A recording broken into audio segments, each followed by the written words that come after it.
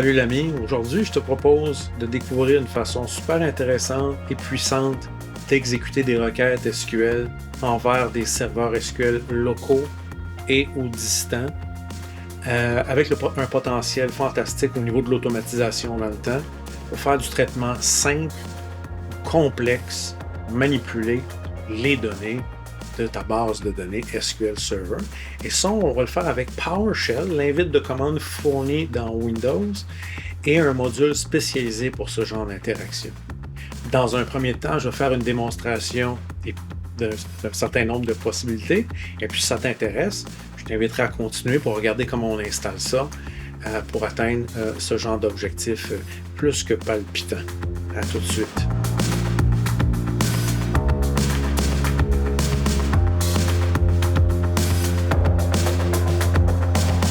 Donc, pour la démo, courte remise en contexte pour regarder l'essentiel de ce qu'on veut transposer dans le contexte de PowerShell. Donc, j'ai déjà SQL Server Management Studio qui roule, l'outil qu'on a apprivoisé durant la formation, tout en apprenant le langage Transact SQL pour interagir avec SQL Server. Et on se rappelle que, minimalement, il faut se connecter à une instance de SQL Server. Elle peut être locale, elle peut être distante, c'est pas important. Les TI nous donnent habituellement le chemin pour se rendre à cette instance-là. Dans le cas qui me concerne, présentement, tout comme dans la formation, l'instance de SQL Server est installée localement pour des fins d'apprentissage, de développement ou de test. Et là, je vais utiliser le petit icône ici pour me connecter à une instance. L'instance étant locale, je peux spécifier au niveau du server name le point. Okay?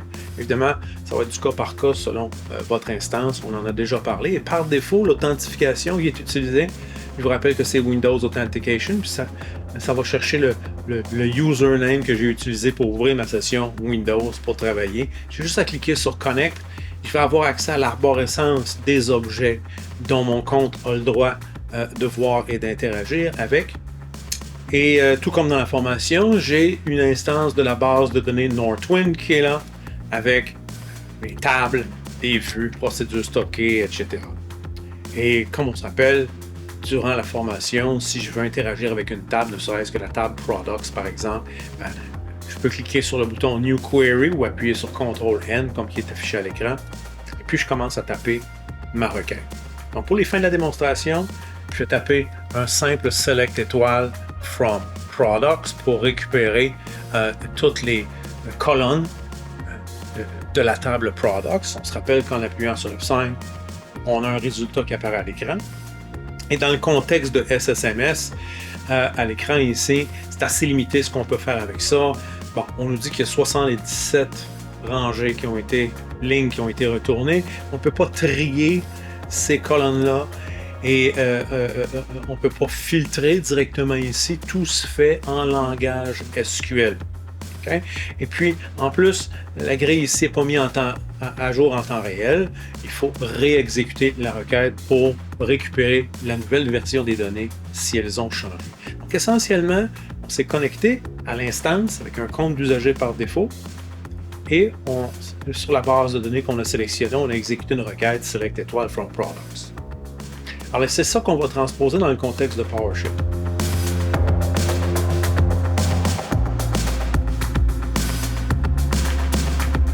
PowerShell est accessible de différentes façons selon votre version de Windows. Mais si vous avez une version de Windows assez récente, vous êtes capable d'y accéder rapidement en cliquant le bouton droit de la souris sur le menu Démarrer. Puis on sélectionne l'option Windows PowerShell. Et Windows PowerShell apparaît à l'écran. Moi, je l'avais préformaté d'avance pour des fins de présentation. Je vais réduire la transparence ici pour que ça soit un peu plus clair. Et puis, quand tout est installé pour que ça fonctionne, l'interaction entre PowerShell et SQL Server, je devrais être en mesure de me créer une variable qui va contenir ma requête. Après ça, je vais pouvoir passer cette variable-là à la commande qui va exécuter la requête envers l'instance. Donc, en PowerShell, c'est très simple, créer une variable dans la session actuelle. Je peux la nommer à peu près comme je veux, puis déposer à peu près ce que je veux dedans. Allons-y, je vais créer une requête qui va s'appeler, une variable qui va s'appeler SQL, avec le signe de $ au début. Dans PowerShell, c'est comme ça qu'on nomme des variables.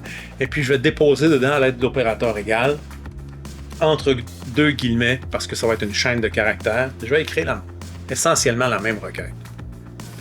Select, étoile, from products, et je vais appuyer sur Enter. Maintenant, ma variable contient cette chaîne de caractères-là et je peux la consulter à n'importe quel moment en tapant $SQL Enter. Et voilà, ça fonctionne. Dans PowerShell, on peut souvent auto-compléter ce qu'on est en train de taper à l'aide de la clé tabulateur sur le clavier. Par exemple, j'ai ma variable qui s'appelle SQL, donc je pourrais taper $S tab, et elle apparaît. Jusqu'à temps qu'on trouve quelque chose qui s'appelle S quelque chose. Si j'avais tapé $SQ, les choix sont restreints, donc tab, il tombe directement dessus. Je fais Enter. Ce tabulateur-là va devenir très utile à mesure qu'on fait notre démonstration. Maintenant, ma variable contient la requête à exécuter. Si le module dont je parlais est déjà installé, je devrais être en mesure de construire une commande en conséquence. Invoke -SQL tab pour auto-compléter jusqu'à command. Et puis là, il s'agit de passer les bons paramètres. -tab, je vais voir apparaître server instance automatiquement comme premier paramètre. Ben, mon instance, c'est le point parce que c'est une installation locale. Je continue, espace, -Q pour query, qui va être SQL, la variable qui contient mon instruction SQL, et un autre paramètre qui est probablement la base de données. La base de données qu'on vise, c'est la base de données Northwind sur cette instance-là. Et puis, parce que c'est une installation locale qui n'a pas nécessairement de certificat de sécurité approuvé par l'entreprise, c'est une installation juste pour des fins pédagogiques, je dois rajouter un paramètre qui s'appelle Trust Server Certificate. Et si j'appuie sur Enter, les enregistrements sont retournés dans un formatage par défaut. Je peux aller plus loin que ça avec PowerShell. Ensuite de ça, je peux passer à carrément le tout à l'aide de la barre verticale vers une commande PowerShell qui s'appelle Out Grid View.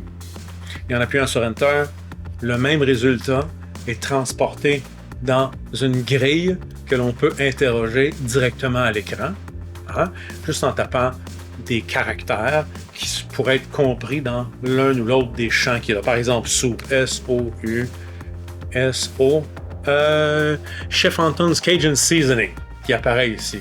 S-O, parce qu'il y a un S-O là-dedans. Il n'y a pas de soupe dans cette table-là.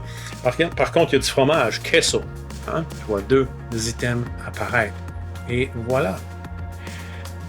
Grâce à notre variable, je peux changer la requête sans changer la commande principale.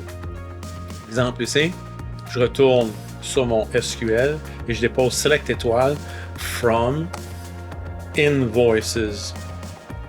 Ma variable contient une nouvelle requête. Je n'ai juste qu'à appuyer sur les flèches du clavier pour ramener les commandes précédentes. Je réexécute la commande invoke SQL déjà toute faite, déjà toute configurée. Et à l'aide de la variable $SQL, maintenant, j'ai le contenu d'une vue qui apparaît plutôt que d'une table. Et puis, je peux faire une recherche dans tout ça. Sors-moi tout ce qui a rapport avec le client ALFKey. Juste en tapant ici. Voilà. Puis les colonnes sont triables aussi. Alors, si j'enlève le filtre pour avoir plus d'enregistrement, je peux trier en cliquant sur la colonne Postal, Ship, City, etc. Voilà pour la démonstration. Si ça vous intéresse, dans le prochain chapitre, je vais vous montrer comment installer ça from scratch.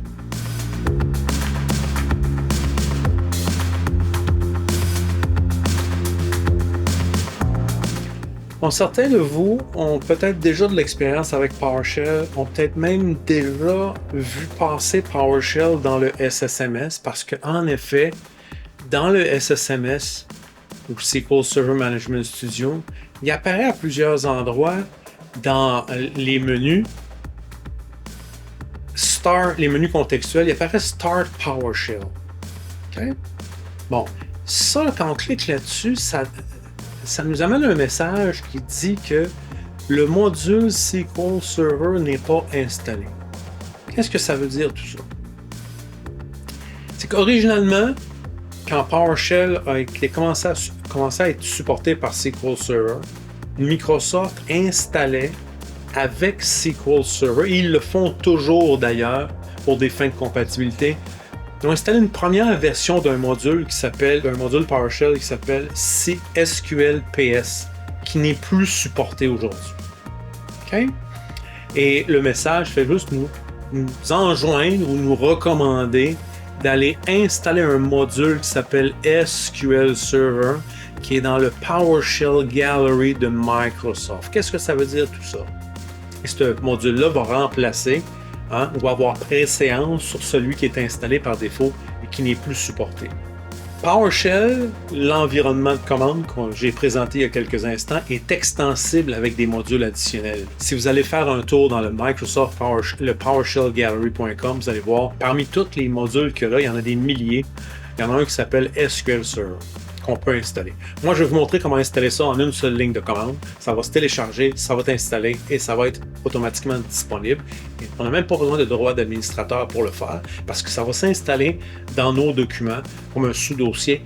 Je vais vous le montrer. Donc, allons-y. Si ce n'est pas barré chez vous, ça pourrait.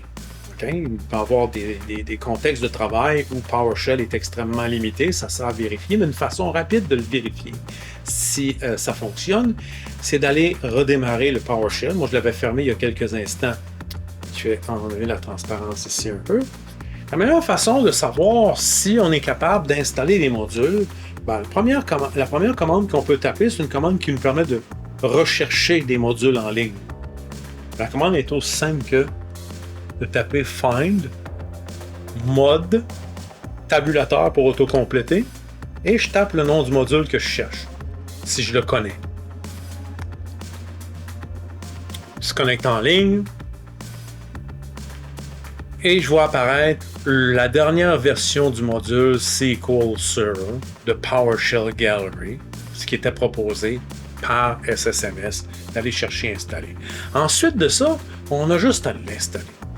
Installer ce module-là en tant qu'utilisateur consiste à taper la commande suivante, install mod tab pour install module, le nom du module, et puis là, vu qu'on n'est pas des administrateurs, on va utiliser le paramètre scope ou SC-SC tab, et ensuite de ça, si on fait tab, on va voir les différentes valeurs qu'on peut passer à ce paramètre-là, soit All Users, qui installerait le module pour tous les utilisateurs, puis ça prend les droits d'administrateur, ou Current User. Et là, c'est une installation pour notre propre compte d'utilisateur qu'on peut effectuer. Normalement, ça s'arrêterait là, installer un module. Sauf que, comme j'ai mentionné tantôt, si vous avez un serveur SQL installé sur l'ordinateur sur lequel vous êtes, eh bien, il y a déjà un ancien module désuet qui s'appelle SQLPS qui contient beaucoup des commandes qu'on retrouve dans le module SQL Server. Et là, il y aura un conflit entre les deux modules. Pour dire au module SQL Server, dans ce cas-ci, qu'il doit avoir préséance sur un module qui existe déjà et qui est installé, qui contient des commandes similaires, on doit exceptionnellement ajouter le paramètre allow clobber. On écrase les commandes existantes au niveau de la priorité ou de la préséance pour ce module-là. Et lorsque je vais appuyer sur Enter, la première fois, on risque de nous demander une confirmation. Voilà, ici, vous installez un module à partir d'un référentiel non approuvé. Une non approuvée, c'est juste pour vous dire que le référentiel ou le dépôt de modules sur Internet pourrait contenir des modules qui ne sont pas nécessairement faits par Microsoft, qui pourraient potentiellement être un risque. Est-ce que vous approuvez l'installation à partir de PS Gallery? Je vais lui dire oui avec O, Enter. Là, le module est téléchargé, il est dézippé et il est installé et il va être prêt à être utilisé immédiatement. Comment on sait qu'on peut l'utiliser et qu'il est installé? Une autre commande en PowerShell très générique qu'on peut utiliser, c'est de demander la liste des commandes qu'il y a dans un certain module. Alors, get command, donc tab ici, pour -m module, le module SQL Server. Enter va me donner la liste des commandes disponibles pour ce module-là s'il est présentement installé. Et comme vous pouvez voir, il y a toute une trolley de commandes qui apparaît. On peut faire des backups, on peut restaurer des bases de données. Il y a toutes sortes de commandes simples et avancées là-dedans, dont celle qu'on a utilisée qui nous permet d'exécuter des requêtes simples et complexes avec tous les paramètres qui sont disponibles. Maintenant, où est-ce que c'est installé comme tel?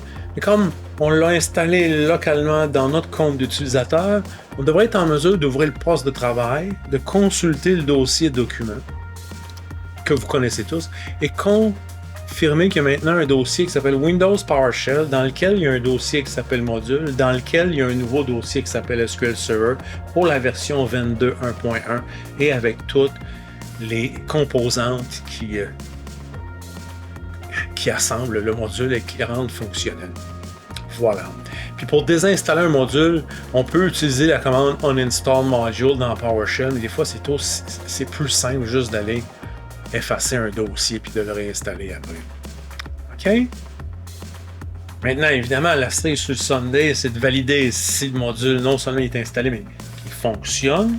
Alors, en révision ici, pour terminer cette partie-là d'installation, je vais tout simplement ramener la commande qui m'a permis de déposer dans une nouvelle variable SQL une requête quelconque. Je vous rappelle que c'est avec les flèches du clavier haut et en bas qu'on navigue à travers les dernières commandes. Donc, ma variable contient maintenant une requête à exécuter. Et ensuite de ça, je refais un invoke SQL command server instance le point query ma variable qui contient ma requête vers la base de Northwind avec un trust server certificate parce que sinon je vais avoir une erreur si c'est une installation locale ou même une installation distante qui n'a pas de certificat de chiffrement de trafic et j'envoie ça dans une grille et voilà, c'est aussi simple que ça. Dans une autre démonstration, dans quelques instants, je vais adresser la situation où le login pour entrer sur le serveur, il accepte pour vous qu'un login de type SQL.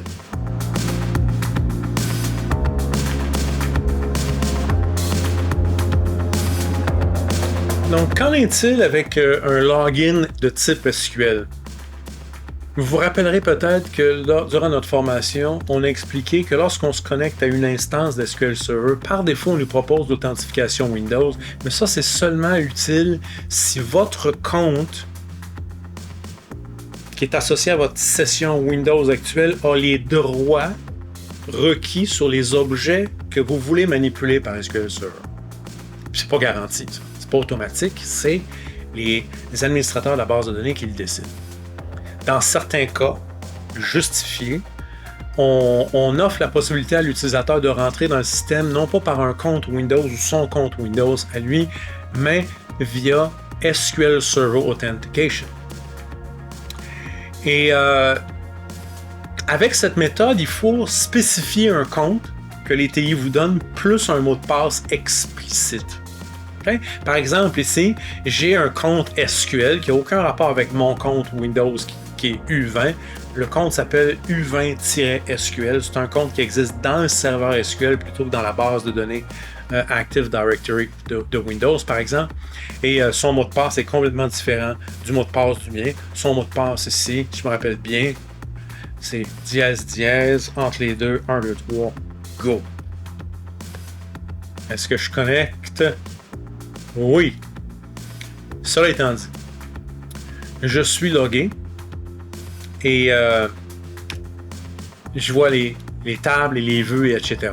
Et comme d'habitude, j'ai juste à sélectionner la base de données Northwind et tester la requête que je veux exécuter, soit select étoile from invoices, par exemple.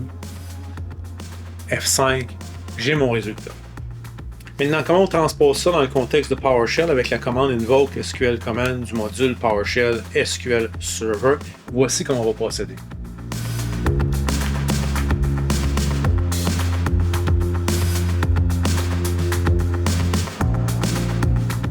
Je vais commencer par créer ma variable qui va contenir ma requête. Donc, SQL est égal à, disons, select étoile from invoices, sans oublier les espaces, évidemment. Enter. Mon username, je n'ai pas besoin de le mettre dans une variable parce que c'est... il y a juste quelques caractères. Le mot de passe, par contre, je dois le mettre dans une variable, puis avec une technique spéciale. Puis je vais vous expliquer pourquoi. Faisons semblant que je fais l'erreur de mettre un mot de passe dans une variable, comme je viens de le faire avec select étoile from invoices. Faisons semblant que mon mot de passe, je vais le mettre dans une variable pass, et que mon mot de passe s'appelle pizza. Okay. Je viens de commettre une faute ici. Je vais vous expliquer pourquoi. Dans PowerShell, toutes les commandes qu'on tape sont mémorisées dans le temps. Pas juste pour la session. Là. Si je ferme le PowerShell et que je le redémarre, vous allez réaliser que si je ramène la flèche vers le haut, ma dernière commande que j'ai tapée, qui affiche clairement mon mot de passe pour mettre ça dans la variable, elle est là. C'est considéré une très mauvaise pratique d'avoir des commandes dans l'historique d'un invite de commande quelconque en Linux, en Mac ou en Windows qui va contenir des mots de passe. À la place, ce que j'aurais dû faire, c'est ceci. Ce que je vais démontrer devant vous ici.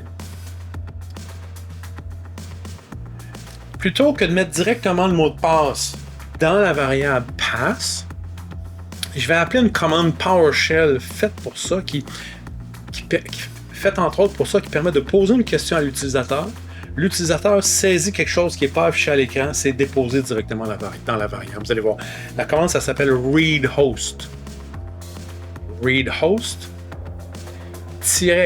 prompt qui est donne-moi une question affichée à l'écran à l'utilisateur. Disons que la question, ça va être ton pass, s'il vous plaît.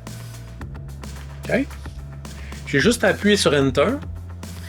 Et là, on va me demander ton pass, s'il vous plaît. Je vais taper le vrai mot de passe du compte U20-SQL. Ici, 1, 2, 3, go. Piastre, 1, 2, 3, go, c'est ça. Et maintenant, si je fais $pass, je le vois le mot de passe. Okay? Mais si je ferme le PowerShell et je le redémarre, dans l'historique, là, passe est vide, et c'est ça qui est gardé comme commande en historique. On ne voit pas le mot de passe, on le voit à l'écran. Je voulais dire tantôt, c'est qu'on le voit à l'écran pendant qu'on le saisit, mais il n'est pas préservé dans l'historique. Ce qui est préservé dans l'historique, c'est la recette pour demander un mot de passe à l'écran temporairement pour le déposer dans une variable. Okay? Alors, je me réexécute maintenant. Donc, ton pass, s'il vous plaît. Et je vais recréer la variable aussi qui est SQL. Et je vais maintenant pouvoir ramener la commande invoke SQL grid view. Et là, tu anticipes probablement pourquoi j'ai réduit la police de caractères, c'est que je vais devoir ajouter des paramètres dans ma commande.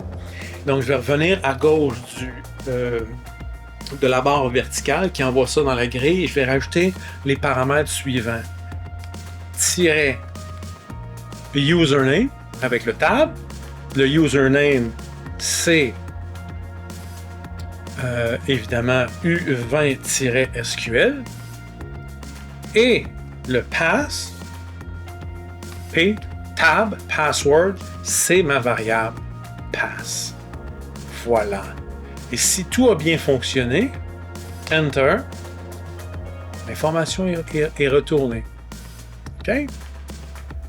Quand la session PowerShell est fermée, toutes les variables qu'on a créées sont vidées, mais les commandes restent, elles.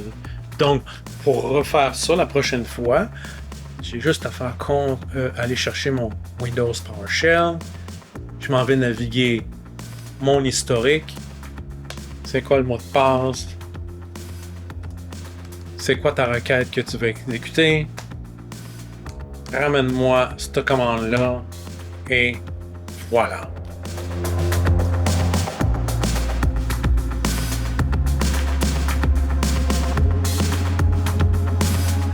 Évidemment, dans une formation formelle en PowerShell, on apprend comment regrouper un paquet de commandes comme ça dans des scripts réutilisables qu'on peut même installer sur d'autres postes, mais on n'en a pas besoin, comme j'ai pu le démontrer, pour atteindre notre objectif. Donc, j'espère que ça va vous être utile. On se revoit dans une prochaine capsule où je vais réutiliser tout ça pour transposer l'information. Au lieu dans une grille comme ça, on va envoyer ça dans Excel, puis on va créer automatiquement des graphiques basés sur ce qu'on a récupéré à partir de PowerShell dans notre base de données. Ça risque d'être le fun. À très bientôt. Salut.